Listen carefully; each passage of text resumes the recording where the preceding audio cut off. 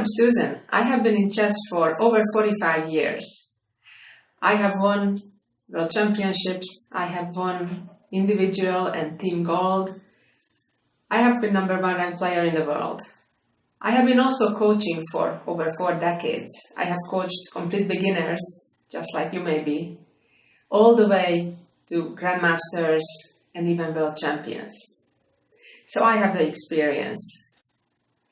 At the same time, I have also traveled around the country and seen thousands of kids play chess. I've seen teachers, coaches, parents, and I've seen many examples when, even though they have the absolutely best intention, they just don't have the experience or the tools or the know-how to teach chess efficiently. That's how this video came about. I'm sharing here my experience of all these years, and this is what we're going to cover. So we're going to start at the absolute basics, the chessboard. You're going to learn the names of each square and everything else that needs to be known about the chessboard.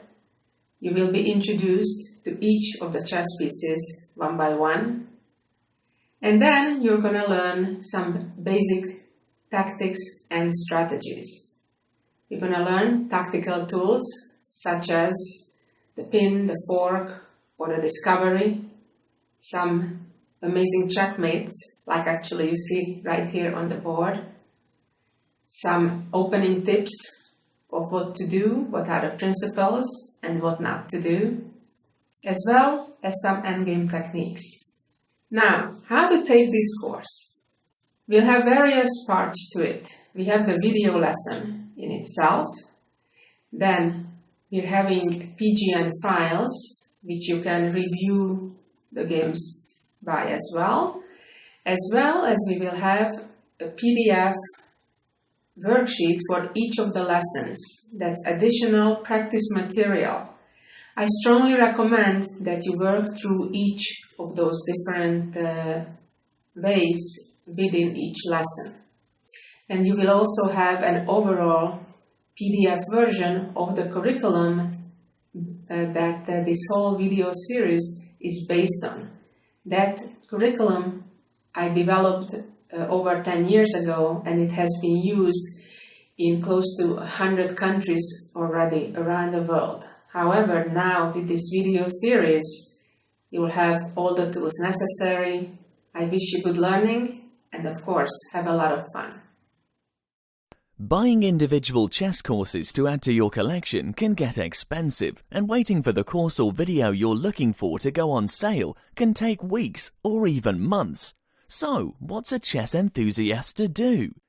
Introducing the iChess Club, an exclusive community of chess enthusiasts that enjoy a wild range of benefits, including a permanent 40% discount on virtually all chess courses on our shop. Yes, 40% on all items anytime. But wait, there's more. For those of you who like physical DVDs, we offer unlimited free shipping on all items, anywhere in the world, anytime. You'll also get access to the entire iChess.club library, where we post over a dozen exclusive new videos every month. Our lineup of presenters is of much higher quality than anything you can find on YouTube, with exclusive videos by Simon Williams, Damien Lemos, Valerie Lilov, Brian Smith, Eric Rosen you can't find anywhere else, and even private appearances by world's top grandmasters such as Anatoly Karpov, Judith Polgar, Susan Polgar, and more. There are dozens of other benefits as well, such as an additional 5% off all items already on sale, a free 30-minute preview of every single product in our shop, and the ability to purchase items at the sale price up to 30 days after the sale has ended. There are so many benefits we can't possibly list them all in this video. So, join the iChess Club community today and start saving. Joining is easy and you can cancel at any time. So, what are you waiting for? Sign up today.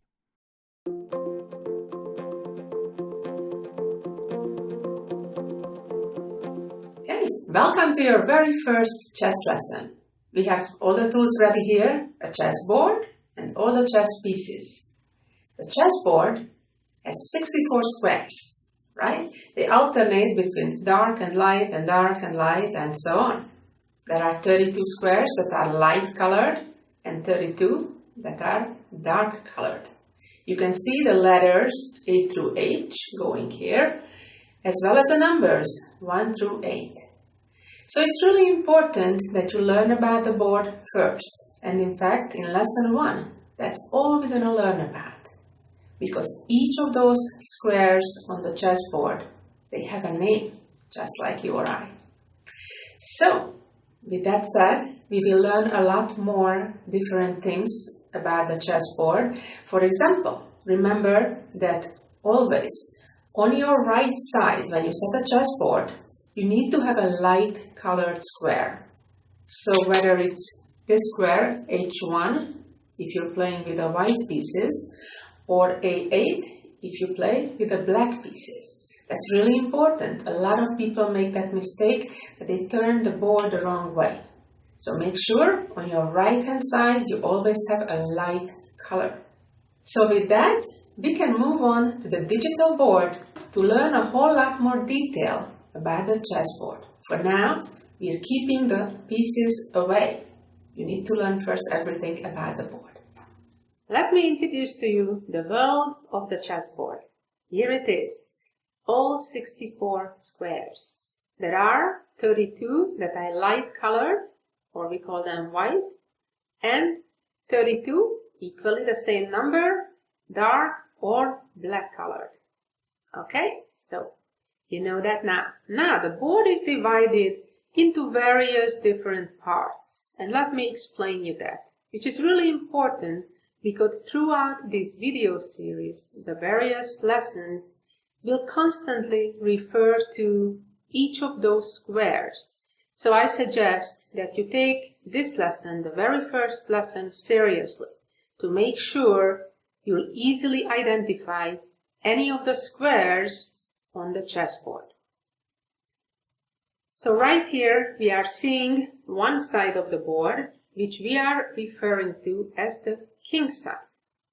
Now if you see those little letters and numbers around the left side of the board and the bottom of the board, they go from A, B, C, D, E, F, G, and H, and the numbers keep going up from 1 through 8. So all the squares that are from E to H and all the way from 1 through 8, those are considered the king side squares. Okay, so this is the king side. All the yellow highlights are king side squares. Okay, let's move on. Now with the green, you're seeing all the squares from A, B, C, and D, and the first through the 8th rank. All those are considered the queen side squares. Okay, let's move on. So now we just pick two random files. So any individual file that is going up, like here with the green we are seeing the F file, going up from 1 through 8, or with red we are seeing the B file, right? Because all of those squares are in front of the letter B and they are keep going up. So these are individual files. Let's move on. And now we are learning about ranks. The ranks go up from 1 through 8. With the green, you're seeing the second rank. And they go from A to H, right? All the way from A through H. And with the red, you are seeing all the squares that are positioned on the 6th rank. They also go from A to H.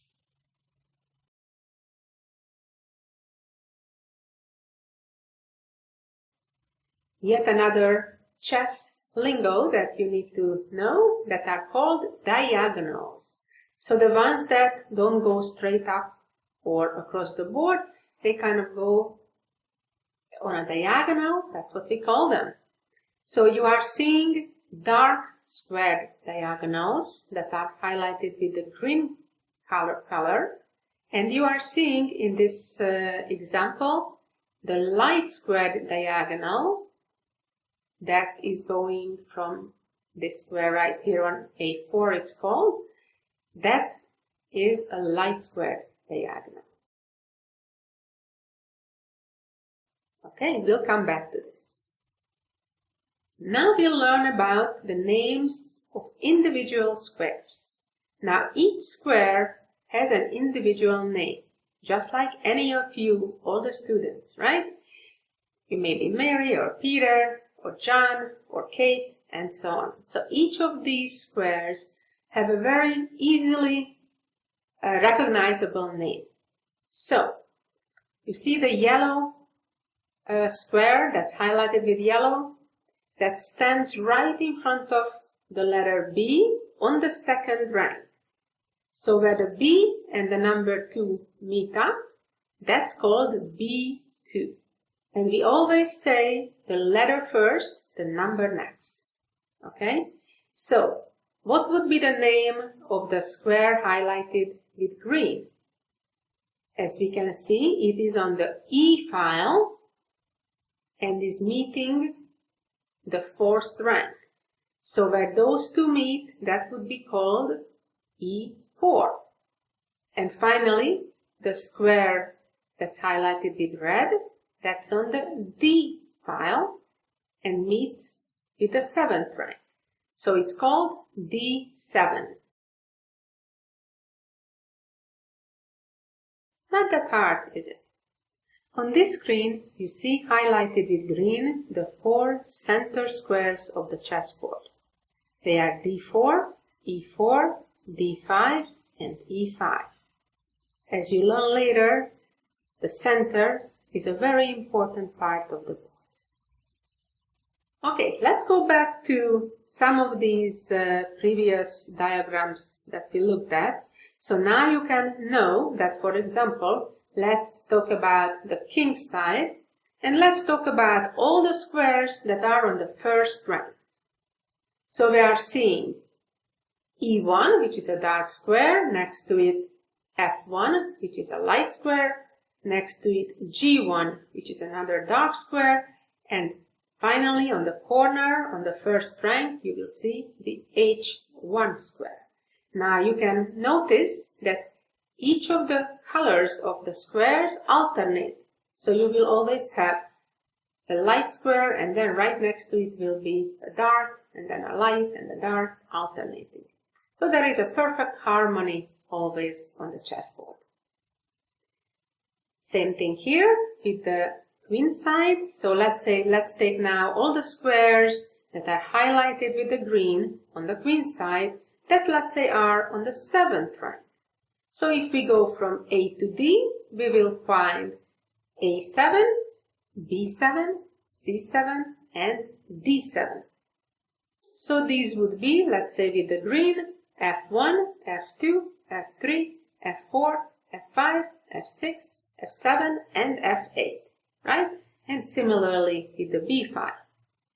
Again with the ranks, we would have the 6th rank would consist of 8 squares, A6, B6, C6, D6, E6, F6, G6, and H6. Same with the diagonals. Let's talk about the squares that are highlighted with the yellow. All those squares consist of 5 squares from A4 through E8. And often that's how we refer to a diagonal. One that starts at A4 and ends with E8. So those squares are A4, B5, C6, D7, and E8. So at this point, you should be comfortable understanding how to read these different squares on the chessboard, and it will help you a great deal in the future to understand future lessons, as well as read potentially any chess book out there that is using this algebraic notation. Welcome to the chessboard.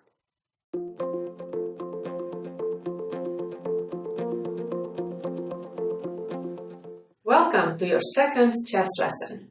In this lesson, I'll introduce to you the chess pawns. Okay? This is what a white pawn looks like, and this is what a black pawn looks like.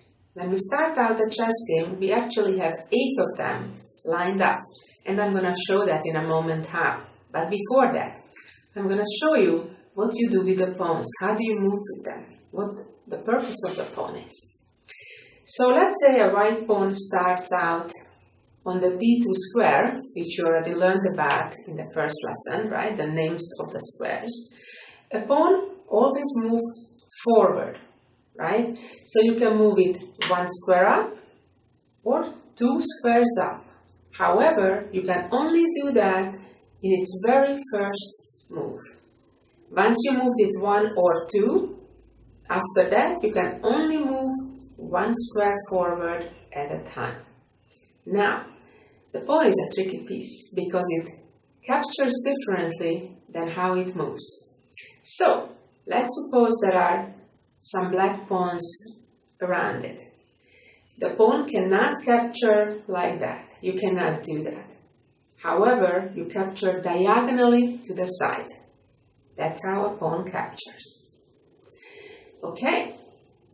What else to know about the pawn? The pawn never, ever can move backwards. That's really important and really different from all the other pieces that you will learn about.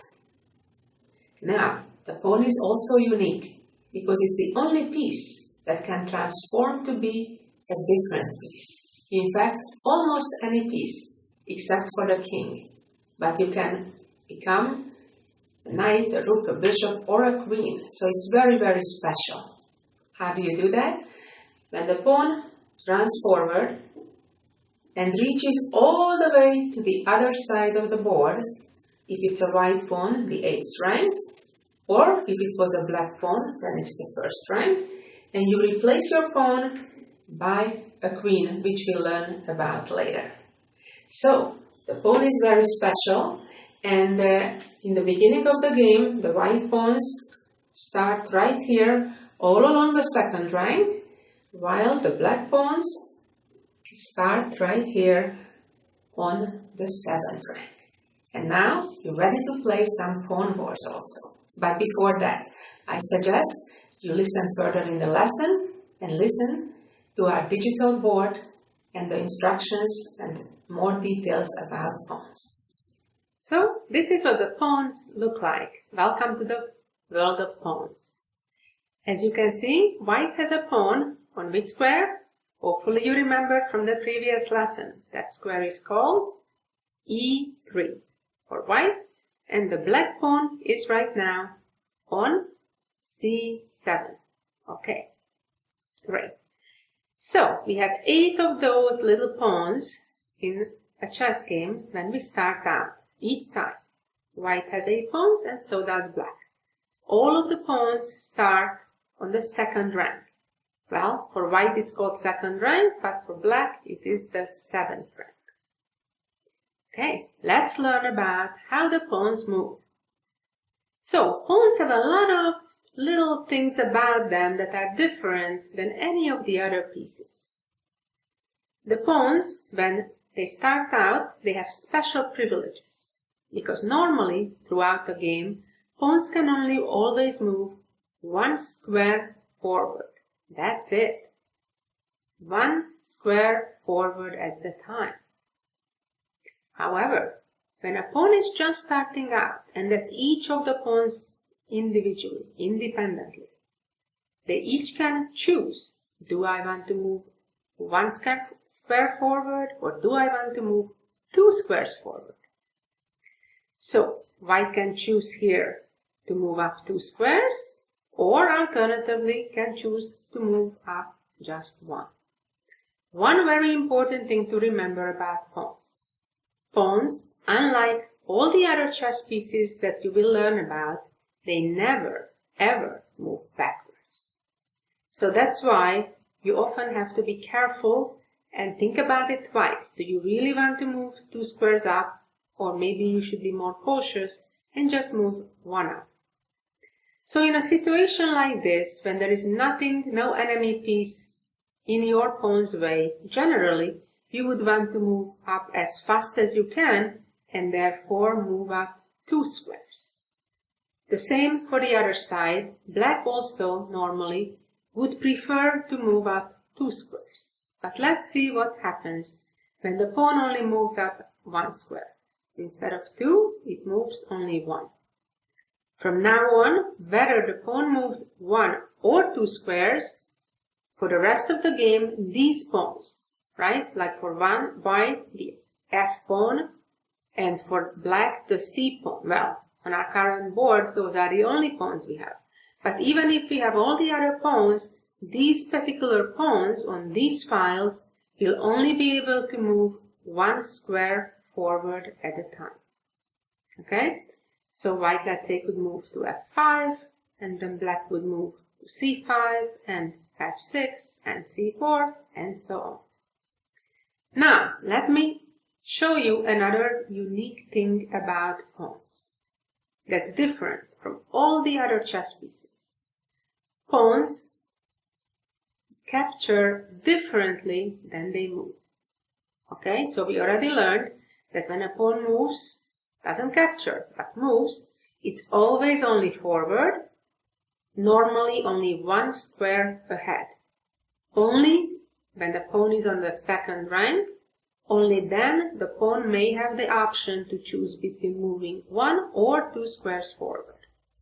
Now, the pawn captures diagonally. So basically the square immediately diagonally the first square. So right now, white has the option to capture the pawn on D5. So there is only one legal capture here for black, and that is capturing the pawn on B3.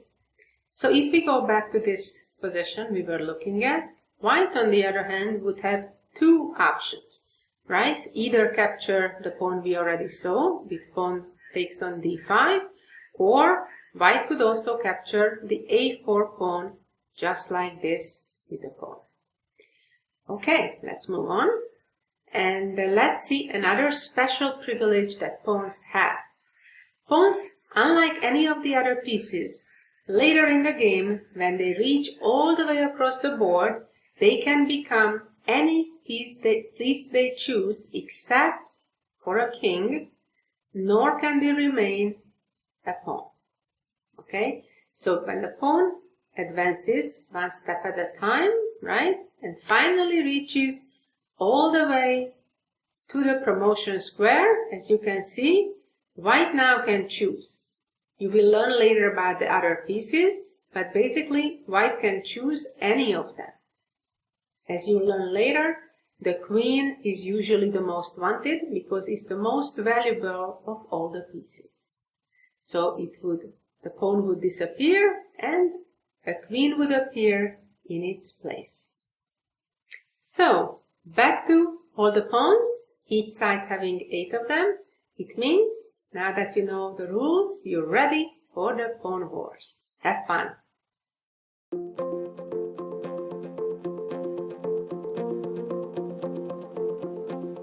Welcome to lesson 3. Now we're going to learn some more about pawns. As you already know, pawns do a lot of things differently than other pieces. So there is a lot to learn about them. And the big new thing we're learning in this lesson is about en passant. That's a French word, which basically means you're capturing while moving, which is very unusual. And let me demonstrate that. We already know that the pawns, only when they start out in their initial positions, can choose to move up 1 or 2 squares. So, when the white pawn chooses to move up not 1, but 2 squares, which each of the pawns can only do from their initial position once in a game, right? So each of the pawns, this one, this one, this one, this one, right? So they each have that option. So this pawn could move here, this pawn could move here. Of course, this pawn at the moment cannot, while a black pawn is there, right? So let's suppose the e pawn moves up to e4 for white. Now, black has this very special opportunity that's called en passant, when a pawn can move behind the e4 pawn and take it off, right? Normally, that's not how we capture. However, there is this special situation that sometimes arises during a chess game. Also, by the way, when the pawn moved up to e4, the other pawn, the f pawn, can also do the same en passant. Or, had white played with a c pawn to c4, since there is a pawn on one side of it, or if there would be a b4, could do the same.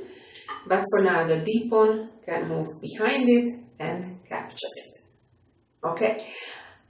I know that a lot of beginner players don't yet play with en passant, but I want you to be aware of it, not to be shocked when one of the other opponents you play will know it and tries to do it, and I don't want you to argue with him or her that there isn't such a move. Yes, there is, but in the beginning you can choose to play with the en passant rule or without.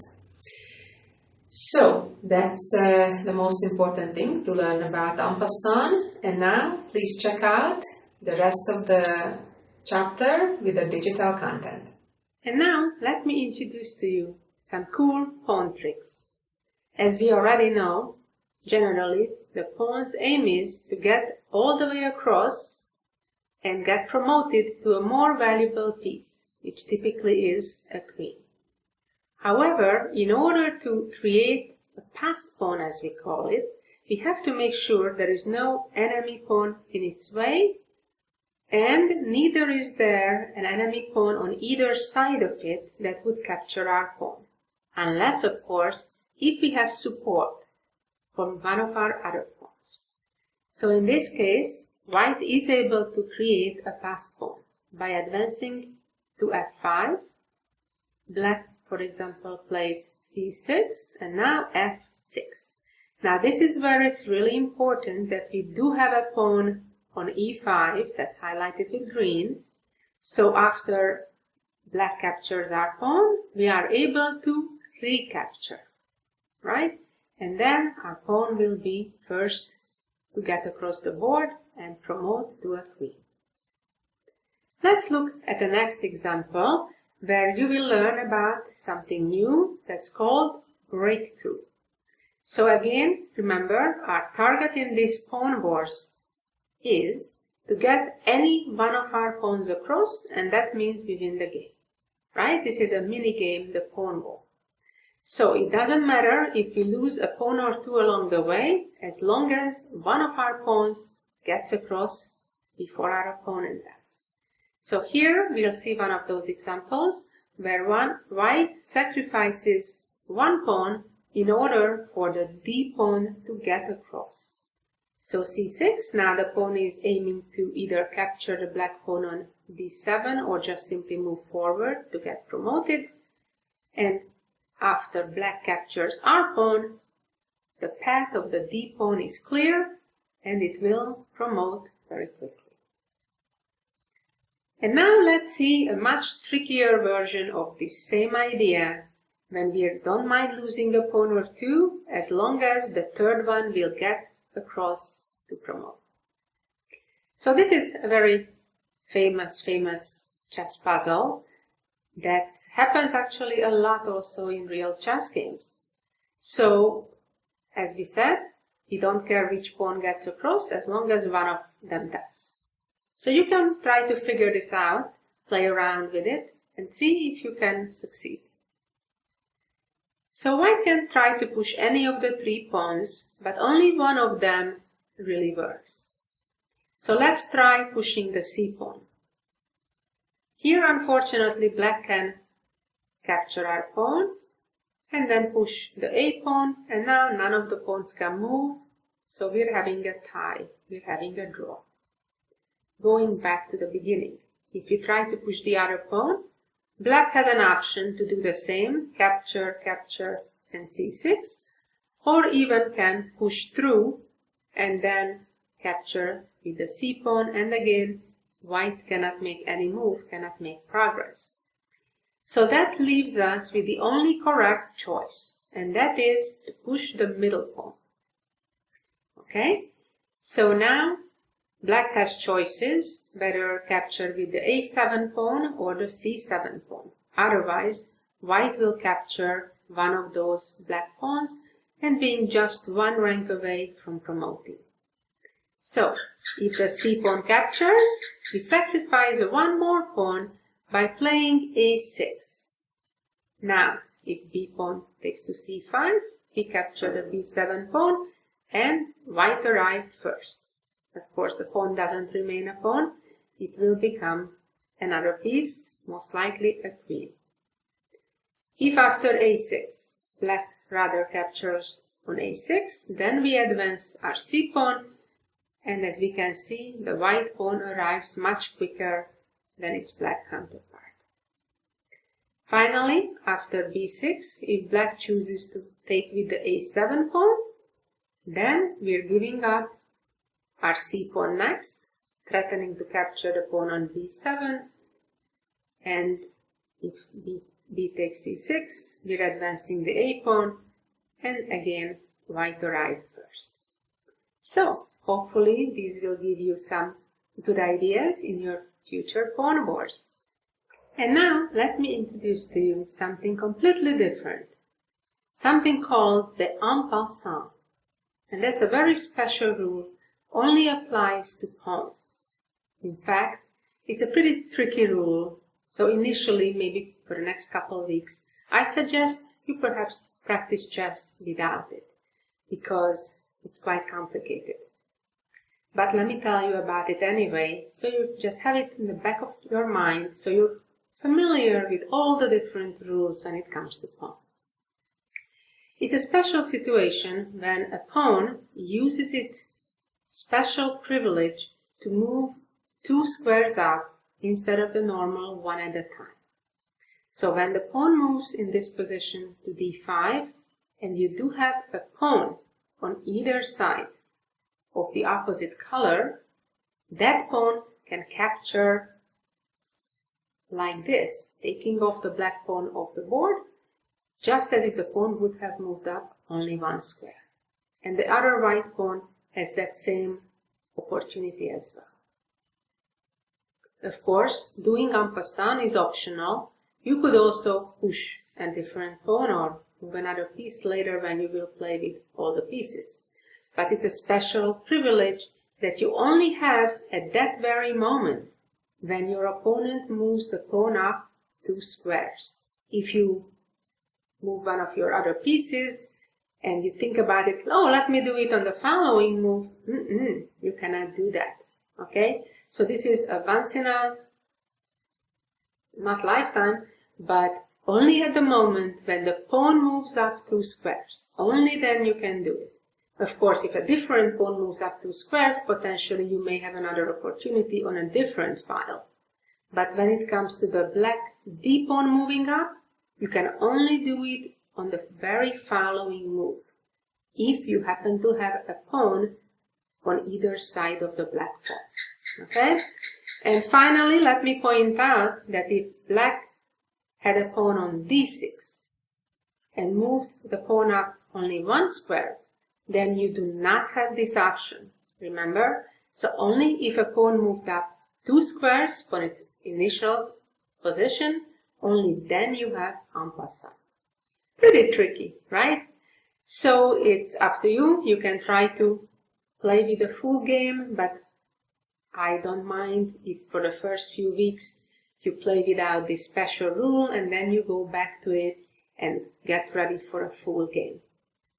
Have fun now that you know how to create a pass pawn and how to do a breakthrough so one of your pawns gets across quicker than your opponent. Thanks for listening.